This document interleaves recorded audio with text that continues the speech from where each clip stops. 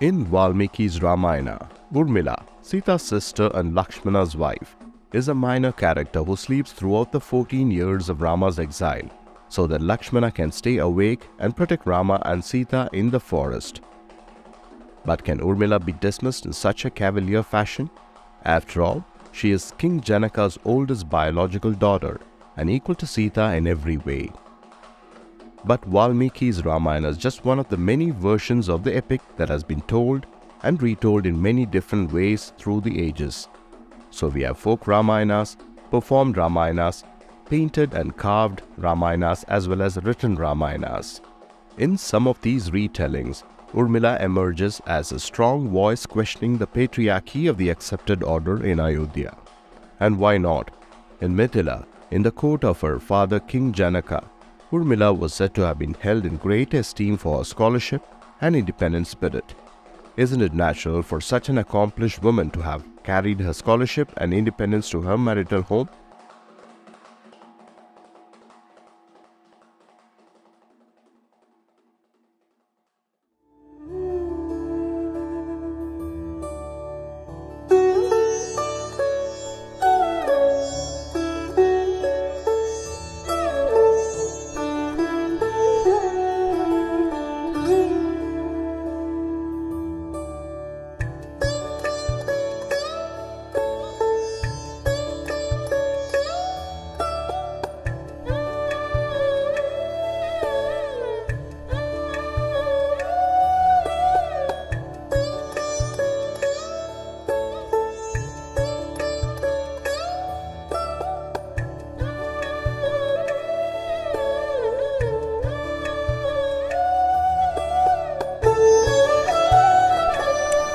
Daughter of King Janaka and Queen Sunena of Mithila, Sita's sister, cousin to Mandavi and Shrutakirti, daughter-in-law of King Dasharatha and Queen Sumitra of Ayodhya, Lakshmana's wife. I am Urmila. The many Ramayanas have sidelined me and made me a metaphor for sleep. Now it is time I told my story. Rama had to fulfill his father's boon to Queen Kaikeyi and leave for exile for 14 years along with Sita and Lakshmana. You are Urmila, one where the hearts meet. You bind all your sisters with patience and wisdom. Look after my broken family, said Lakshmana when he left for the forest. I was heartbroken. But I had known that if Lakshmana ever had to choose, it would always be Rama over me. Shrutakirti, my cousin, had asked me how I could accept a man who had surrendered himself to another. But we had promised that a love for each other would not conflict with the duty and loyalty towards our families. Also, I loved him too much to suffer the misery of living without him. I had to marry him to make myself happy.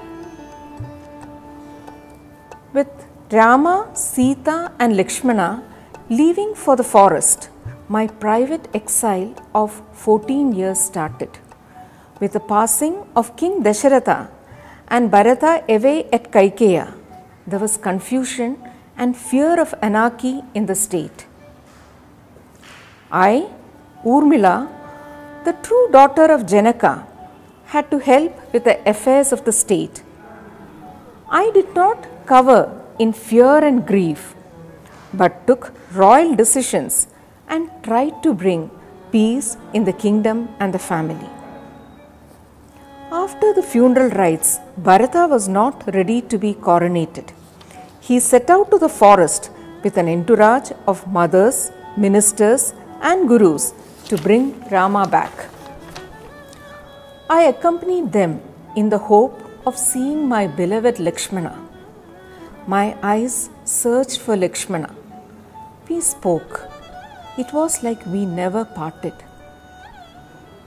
Bharata and Guru Vasishta entreated Rama to return to Ayodhya. Rama refused to return. Bharata announced that he would keep his brother's sandals on the throne and administer the kingdom in Rama's name. He would do penance as a hermit for the next 14 years on the banks of the river Sarayu. So be it, said Rama. It was happening again. Something screamed within me. Mandavi would now suffer the same fate, separated from her husband Bharata. I remembered my mother's words.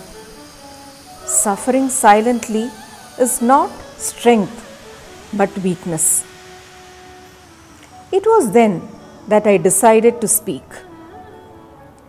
Today, in this room, we have talked about all sorts of dharmas, of the father and the son, of kings and princes, of Brahmins and Kshatriyas, even of wife towards her husband.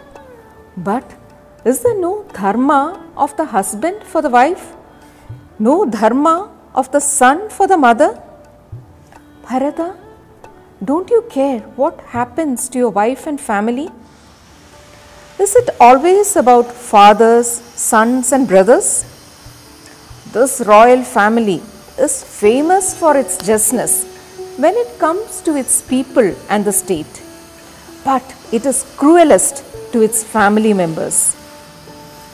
Justice here is not just blind, it is deaf and mute.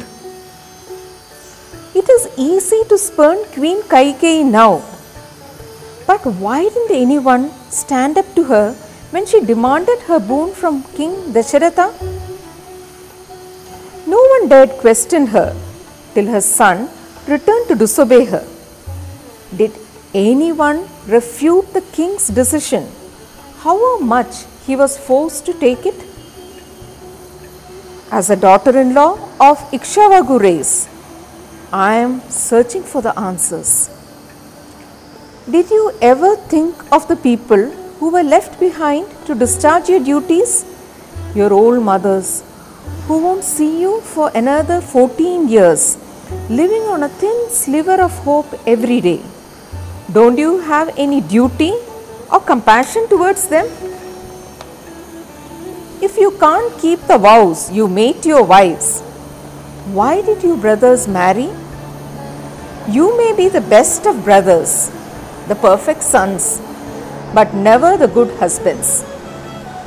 Guru Kashyap was furious at my outburst. Do you think this is your father, King Janaka's court, that encourages free-thinking women like Gargi? He thundered. Mithila does not treat its women shabbily, and respect to someone is not gendered. In my father's court, I was invited to attend the Brahmana Yajna as an acclaimed scholar. But unlike sage Gargi in my father's court, I did not receive any answers to my questions in Ayodhya, either then or since then. So I paint and occupy myself and enrich my mind with learning. There were no answers to my questions even when Rama, Sita and Lakshmana returned to Ayodhya after 14 years. News had spread like wildfire that Sita had walked into a big, brightly burning fire to prove her chastity to Rama and the world. Why did Rama not stop the spectacle? Why are women alone doubted constantly? Why are our characters always suspect? Are men blameless? Shurpanaka came to Rama as a beautiful woman, urging him to abjure his wife and accept her. Did Sita ever doubt Rama's character? In the dilemma of dharma between the king and the son, Rama preferred to follow the dharma of the son, not the king.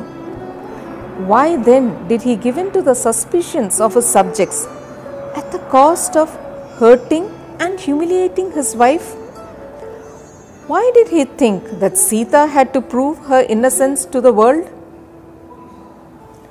Some questions may have no answers, but the questions must be asked. Let women through the ages ask the questions I have raised. They will find answers when they make choices that will decide and determine their identity and life.